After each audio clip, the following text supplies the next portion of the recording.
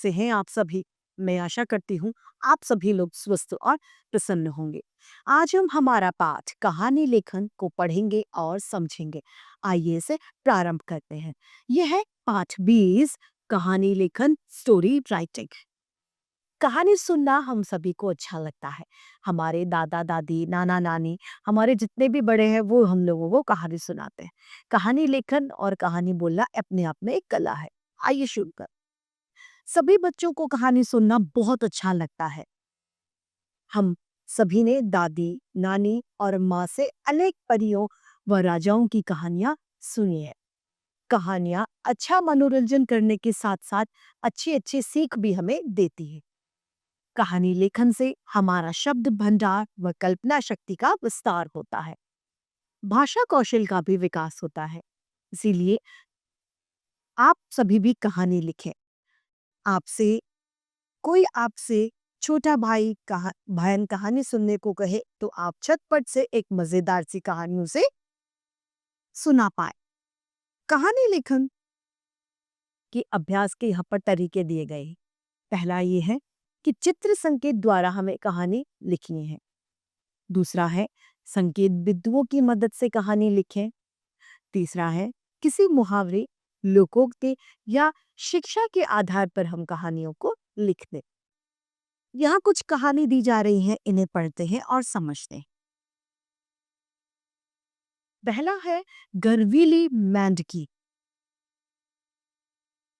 संकेत दिए जा रहे हैं। गर्वीली मेंढकी खुद को बहुत बड़ी समझती थी। यानी मेंढकी ने बच्चे मेंढकी के बच्चे ने एक दिन बैल को देखा। जब मेंढक के छोटे छोटे बच्चे हैं वो किसको देखते हैं? बैल को देखते हैं। जब वो बैल को देखते हैं तो अपनी माँ को बताते हैं कि माँ देखिए इतना बड़ा जानवर। मेंढकी ने अपना शरीर फुलाया। मेंढक ने क्या किया? अपने शरीर को फुलाना शुरू कर दिया। बच्चों ने पूछा इतना बड़ा? बच्चों ने कहा हमसे भी बड़ा। अंत में मेंढकी का शरीर फूट कर फूल कर फट जाना।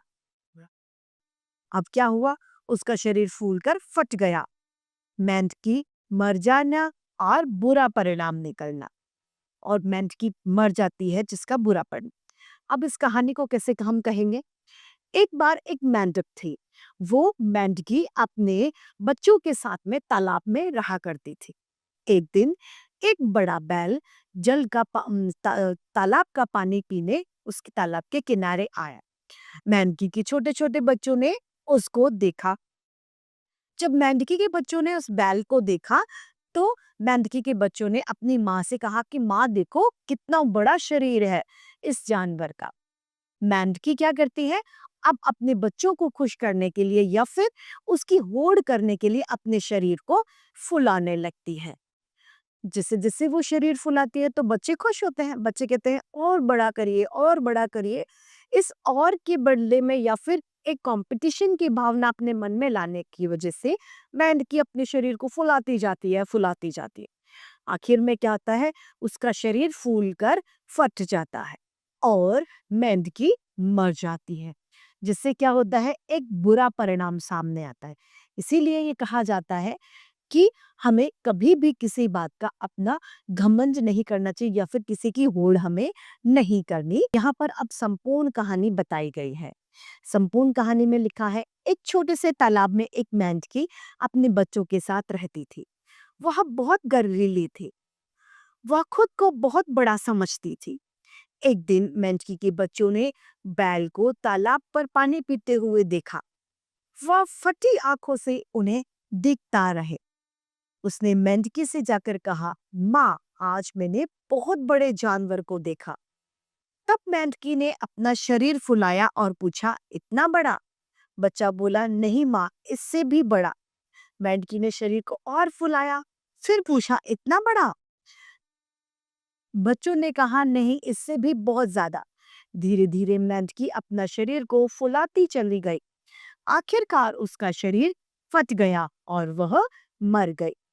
किसी ने सच ही कहा है कि घमंड का बुरा ही परिणाम होता है। हमें कभी भी अपनी किसी भी चीज पर घमंड नहीं करना चाहिए। तो इस तरीके से हमारा ये पाठ कहानी लेखन समाप्त होता है। मैं आशा करती हूँ सभी को यह पाठ भली-भांति रूप से समझ में आया होगा। आज के लिए इतना ही, फिर मिलते हैं। धन्यवाद।